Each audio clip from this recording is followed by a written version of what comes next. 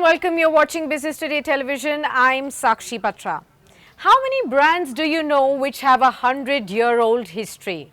Today, we are going to be talking about one such brand, Raymond, a brand that began its journey in the year 1925. One of its first products was bullion blankets. It went on to creating the most iconic image of the complete man with its apparels business. Along the way, the company also launched several ventures, the FMCG business, tools, hardware, aviation, and most recently, real estate. Today, this 100 years old company is going through unprecedented changes. Remember, after demerging the lifestyle business into a separately listed entity in the year 2024, Raymond had already announced the demerger of its real estate business, Raymond Realty, and to also want to list it as a separate listed entity. Shareholders of Raymond are now eagerly waiting for the listing of Raymond Realty shares on the stock exchanges, as every shareholder of Raymond who held the shares in their demat accounts as of May 14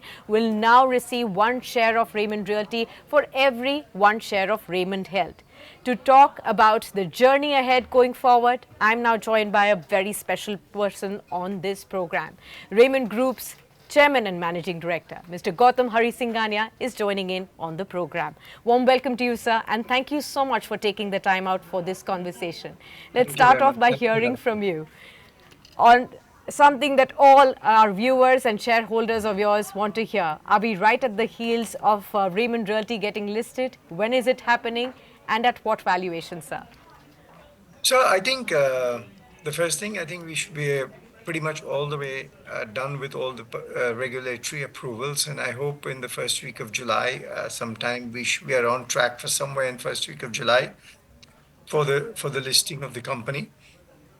As far as valuation is concerned, I think it's what the market really perceives it. We hear all kinds of valuations. We believe we've built a very valuable company. And it's for market forces to determine where the opening will be, because eventually that's how the listing happens. Right. Sir, what's your unique positioning going to be when it comes to your real estate division, especially when we talk about the area that you're currently operating in? That's Mumbai largely. How is your positioning going to be against the established players there, like a Hiranandani or a Godrej Group? How are you positioning yourself? So, we've positioned ourselves in the affordable luxury space where we have got a niche. We started off in the Thane market with a unique product, quality, trust, excellent. We've come from a manufacturing mindset in this business. We're the only company that's delivered projects 2 years ahead of RERA, and our next project, which is getting delivered, is over 2.5 years ahead of RERA. In fact, the next project which we're delivering, which is very unique, our committed delivery lines are June 27. We're going to be starting to hand them over in September 27. And most builders give their clubhouses 2 years after that, so say 29, but our clubhouse will be ready on 15th of July this year in 2025. So I Okay. think our uniqueness is under committing and over delivering. And if you see a market like Thane, where we entered, Thane is, we've got almost a 30% market share. So that really talks about the strength of the brand that we have built. Absolutely. Tell me also a little bit about how is your textile expertise really aiding in your foray into real estate, and how you're going to be taking the vertical forward from here, sir? So I think, we come from a manufacturing mindset, so we construct fast from a manufacturing mindset, which is a different mindset. Number two, in Raymond Lifestyle, Raymond is always known for quality at any price point. And we have quality in our DNA. So we don't shy away from quality, whether it's in lifestyle, whether it's in engineering, or whether it is in real estate. So I think the brand, people have worn the brand for decades. For 100 years, we've clothed people or given them woolen blankets. And I think people have an association with the brand. Our first project getting delivered 2 years ahead of the RERA timeline reinforced that quality and trust that is there in the brand. And that is really, when you buy a home, buying a home is a big emotional decision. And once you take a decision to buy a house, you want it yesterday. You don't want to wait for it because life is going on. You've taken that decision. So if you can undercommit and over deliver, which is what we've done, I think that builds a strong brand. Absolutely. Now, also a little bit on your venturing with JDAs, the joint development focus that you have. Could you explain to us the rationale behind it and why are you really looking at this as your model for going forward to create projects, sir? It's very simple. We've kept it asset light. We have a large land bank in Thane, which will take another 6 to 8 years to exhaust. There's a lot of opportunity because for example, there are a lot of societies where people want them developed. They want credible developers to come and help them develop it. They don't have development expertise. The proof of the pudding is in the eating that against all builders, we have actually signed 6 JDAs. So if you reverse this, there are 6 societies who actually believe that Raymond, in spite of being a new player, can deliver on their dreams and aspirations. Uh, the, the good thing is that we have delivered ahead of time and we continue to run all our projects ahead of time. People are seeing the quality that we are building. We've delivered close to 2,000 apartments which are physically delivered, and people are seeing the quality. So I think people have got a trust to work with us, which is why we won these 6 projects so far. And I'm Yes. sure, with Bombay's redevelopment opportunity today, there will be a lot more opportunity. Let's talk a little bit about the revenue potential, sir, from these 6 projects that you're holding at this point in time, the Thane Land Bank that you have. Overall, what do we expect? So I think Thana, is about 11 million square feet. And if I take a weighted average of, say, even 30,000 rupees over the next 7 years, because you started at 2022 and hopefully over the next 8 years you'll get. So even if I take conservative 30,000, your revenue from Thana could be 35,000 crores. It's a little difficult to tell, but somewhere there over the lifespan of the project. And if you take the current JDAs we have signed, we've got about 12 to 15,000 crores, depending on which market, what the price currently is, because the market price is shifting. So we could be between 12, 14, 15, 15, say 15,000 circa. So between the two, you could be currently having projects about 45 to 50,000 crores. Okay. And when we talk about the financials, your real estate division so far in the merged entity, we have seen in Q4 that the realty division posted a 13% year-on-year revenue growth to 766 crores, maintaining a healthy EBITDA margin of 25.3%. In FY25, you sold properties worth about 2,310 odd crore rupees. What is the outlook that you see for the realty company as it develops now individually on the stock markets? What is the kind of top line growth and EBITDA growth that you expect here, sir? So I think, from market guidance point of view, we are clear that we want to deliver at least a 15% top line growth and 20% EBITDA growth. But my aspiration is to do far better. Like I said, I would like to undercommit and over deliver. But I think delivering a revenue growth of a minimum of 15% and an EBITDA growth of minimum 20% should be a benchmark for us, or at least a minimum aspiration. Number two, it all really depends on how many JDA projects get started within the year. I'm hoping at least 3 new projects get launched in this financial year, which Okay. should help growth. Okay. Sir, help us understand now you've also signed JDAs and you're looking at even Central Mumbai locations beyond Thane, you're looking at Mahim, Vadala. How are you selecting these locations? What's the rationale behind going forward to Central Mumbai now? No, I think really the we are in the affordable luxury space, and we are selecting. These are the deals that are coming. Um, Most of our deals are negotiated deals because we don't want to get into a bidding competition in societies, because I think it's a little too heated. Obviously, the number one criteria for us is the return on the money we put. We're not taking any deals where we don't get less than 25% IRR. We need to be at least minimum 25. And I'm willing to walk away from deals because I am convinced that even if I walk away from X number of deals, there'll be X times 10 number of deals that are there. Because if you look at just Bombay and Bombay's development potential, I look out of my window every day and I say, look at the real estate development potential. I think this potential is very, very large. So financial discipline is going to be the key of what we do. We don't want to jump into projects out of greed or desperation. And we're not. We're getting enough work. We signed 6 JDAs that clearly shows that we're bringing some value to the table. And if we've signed six, then why can't we sign 60? And if you look at Bombay, I don't know what the number is, but it could be a couple of $1 trillion opportunity in terms of real estate development, redevelopment. The you need is 0.1%, and that will meet your aspiration. So you got to just be mature about it and take the good opportunities when they come. Is there going to be more land, do you think, for you to probably buy, or is JDAs the way that you're going to be probably looking forward to? So I think today the opportunity is JDAs, because which is actually fueling our growth ambitions. I don't see any reason why we should not continue with the JDA model where it is working for us. However, obviously, if land comes at a price that is feasible for us and we find that there's an opportunity for us to buy land at a good value and make good money and better money on it than we would otherwise, I don't see any reason why we would not look at it. But currently, there are no land purchase deals on the table. Okay. When we talk about expansion beyond Mumbai, are you looking forward to that as a serious opportunity for you? Usually, real estate is always seen as a very regional business. People get comfortable with somebody who's been there developing for years and decades around them. How do you see that as an opportunity, sir? So we are primarily focused on Bombay. The only city we might look out of Bombay currently is Pune, but it's still part of the Maharashtra ecosystem.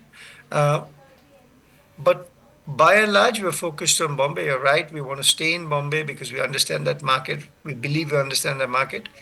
And we still have a lot of work that's available to us in Bombay. So whilst you're seeing six JDAs that are signed today, there are many more under discussion. So it really sees how those progress. And the opportunity is there. It's just for people to take it. Okay.